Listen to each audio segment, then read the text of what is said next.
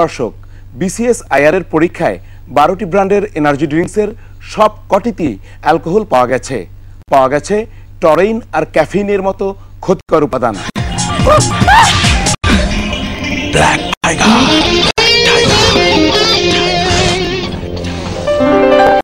তাহলে tragic hero হয়ে আপনি থাকবেন এই ত্রিভুজ প্রেমে। ঠিক এই সময় আপনার চাই বিগ বস।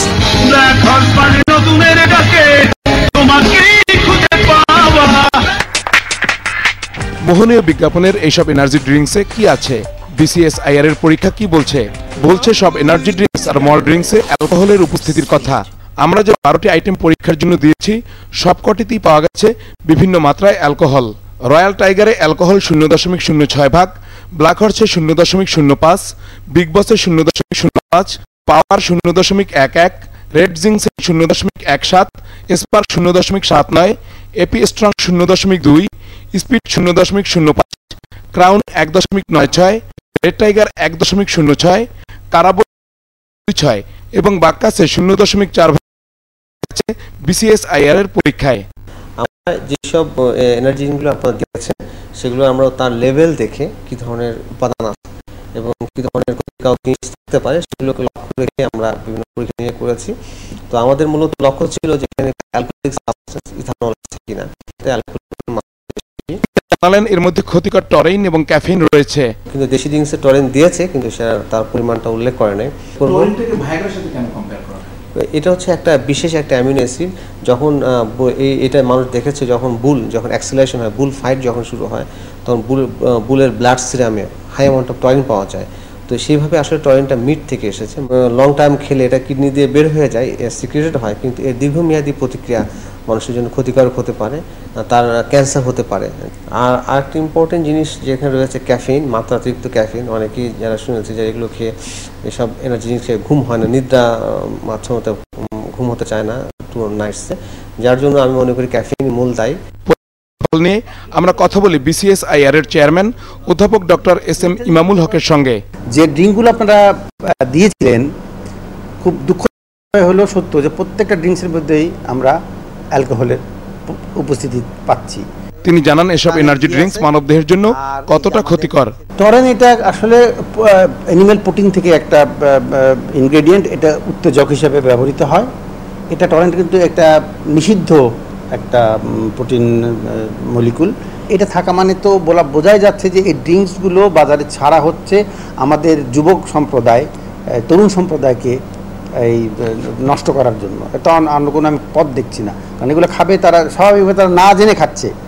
এর খারাপ দিকটা কোথায় সেটা না জেনে খাচ্ছে, এটা উত্তেজক হিসেবে কাজ করছে, কিন্তু যখন এটা ছেড়ে দেবে তখন কিন্তু সে নেশাগ্রস্ত থাকবে, আর এটা না থাকবে না। এবং এটা দুষ্ট চক্র, আমি বলবো এই বিক্রেতাদের দুষ্ট চক্র। এটা দিচ্ছে, এটা খাচ্ছে, কারণ খেতে থাকবে।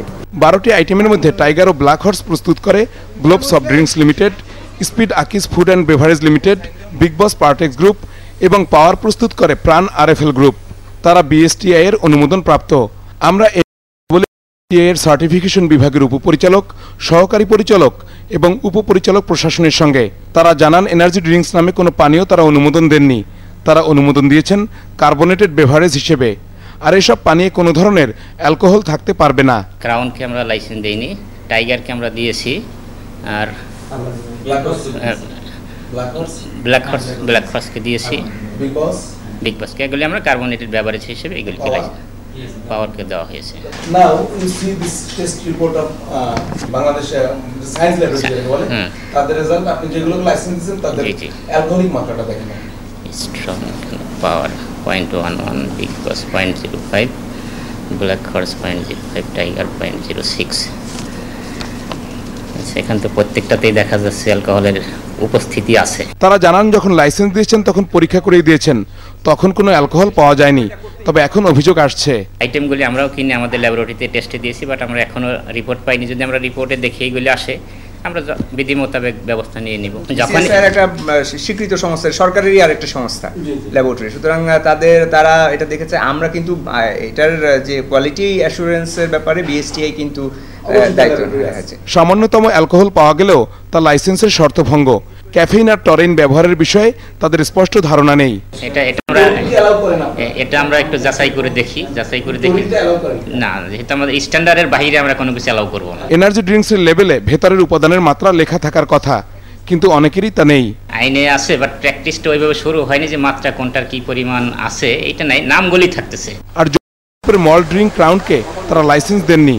ক্রাউনের বিষয়ে আমরা কোনো লাইসেন্স দিইনি এদেরকে। এদের আসলে অ্যাকচুয়ালি কার্বনেটেড বেভারেজ না, এরা ওই নন অ্যালকোহলিক মল বেভারেজ হিসেবে এরা লাইসেন্সের জন্য তো বেশ আগে, কয়েক বছর আগে এরা আমাদের সাথে যোগাযোগ করেছিল, কিন্তু ওই আইটেমের আমাদের আসলে টেস্ট ফ্যাসিলিটিস তখন আমাদের ল্যাবরেটরিতে ছিল না, আমরা এদেরকে লাইসেন্সের আওতায় আনতে পারিনি। এটা কিন্তু মাদকদ্রব্য, তার আইনানুগ ব্যবস্থা নিতে পারে। ক্রাউনকে নন অ্যালকোহলিক মল্ট ড্রিঙ্ক বলা হলে অ্যালকোহল পাওয়া গেছে প্রায় 2 ভাগ।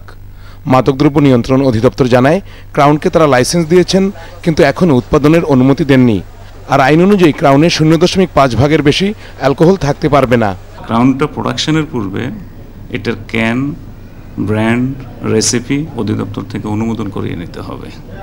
তো সেটা অনুমোদনের আগে তারা কিভাবে বাজারে ক্রাউন পাওয়া যাচ্ছে? এটা তাহলে ইলিগাল।